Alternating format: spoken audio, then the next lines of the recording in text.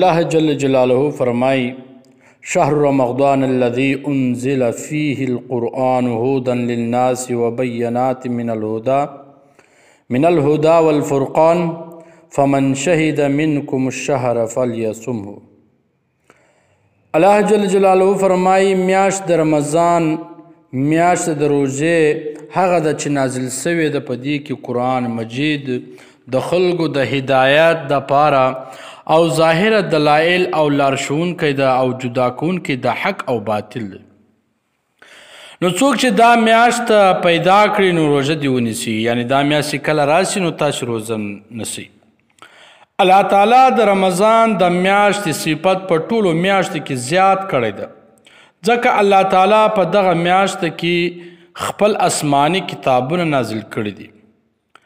حضرت ابن عباس رضی الله عنهما فرمایي قرآن د لوح محفوظ څخه د دنیا اسمان ته یو ځای نازل سوی دی، بیا د هغه ځایه جبرائیل علیه السلام لږ لږ په 23 کالو کې پر محمد صلی الله علیه وسلم نازل کړی دی. ابن اسقا روایت کوي چې رسول الله صلی الله علیه وسلم وویل د ابراهیم علیه السلام صحیفې د رمضان په اوله شپه یعنی د روژې په اوله شپه او تورات پر موسی علیه السلام په شپږمه د روژې او انجیل په 14مه د روژې او قرآن په 40مه د روژې د رمضان نازل شوی ده.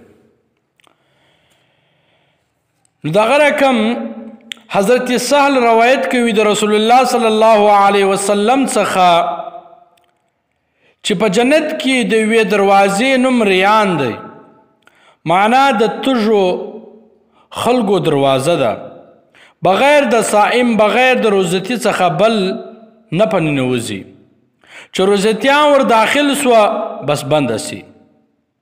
قال رسول الله صلی الله علیه وسلم اذا دخل رمضان فتحت ابواب السماء وغلقت ابواب جهنم وسلسلة الشیاطین.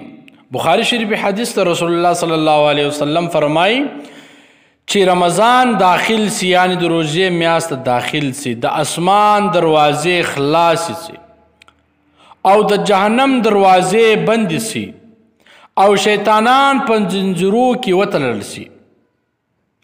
حضرت ابو هریره رضی الله عنه روایت کوي چې رسول الله صلی الله علیه وسلم وویل په روژه کې الله زما امت ته 5 خصلتونه ورکړي دي چې پخوانو امتو ته نه دي ورکړل سوي.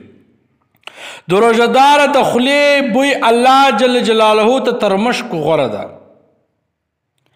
او دلره د دریاب مایان مغفرت غواړي. د روژه ماتې تر وخته پورې چې کله د یو چا روژه وي تر روژه ماته تر وخته پورې چې دی روژه متوي تر دا پورې د دریاب مایان مغفرت غواړي او جنت هره ورځ ځان ورته ښایسته کوي.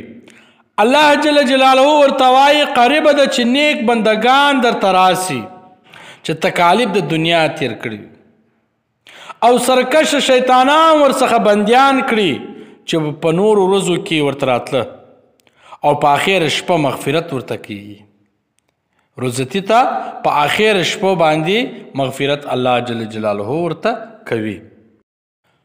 مکروحات د روژې روژهدار ته څکه کول د شي خوړل دا مکروه دي، ژاولې ژوول مکروه دي، یعنی ژاولې به په روژه کې نه زوي. ولې؟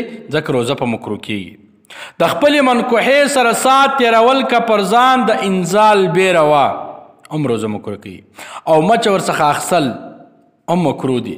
ناړې په خوله کې جمع کول بیا تېرول هم مکروه دي. د ضعف په وخت کې چې کله ضعیفه وي په داسې وخت کې وینه کشل یا رګ وهل دا ټول مکروه دي. دا په فقه اسلامي جلد 6 او صفحه 216 کې راغلي دي.